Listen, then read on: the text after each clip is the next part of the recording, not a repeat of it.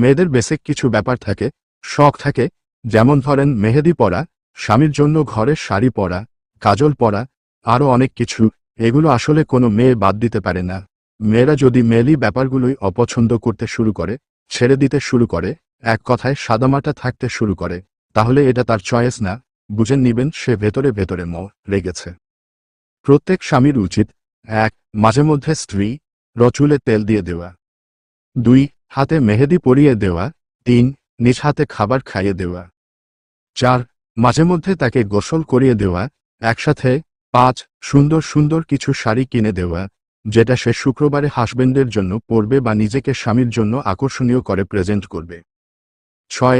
তার হাতে একটু নিয়ম করে কিছু টাকা দেওয়া, যেটা সে নিজে স্বাধীনভাবে খরচ করতে পারে, যেমন ধরুন বাসায় কোনো মেহমান আসলে বাচ্চাদের হাতে কিছু টাকা দেওয়া, বাবা মা ভাই বোনদের প্রয়োজনীয় দরকারে কিছু দেওয়া, ৭.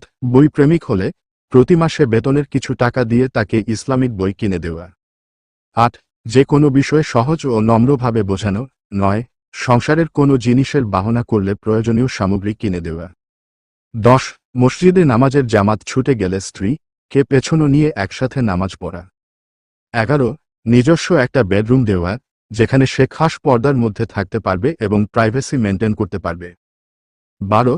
তার শরীর খারাপ হলে তার পাশে থাকা, যথাসম্ভব তার যত্ন নেওয়া, ১৩. ইম্পর্ট্যান্ট ডেলিভারি হওয়ার সময় এবং পরে সুস্থ হওয়া পর্যন্ত তার পাশে থাকে, মনোবল বাড়ানো এবং যত্ন নেওয়া, ১৪. মোস্ট ইম্পর্ট্যান্ট প্রতিদিন নির্দিষ্ট সময় করে স্ত্রী এবং সন্তানদের নিয়ে তালিম করা, দিনই জ্ঞান শিক্ষা দেওয়া।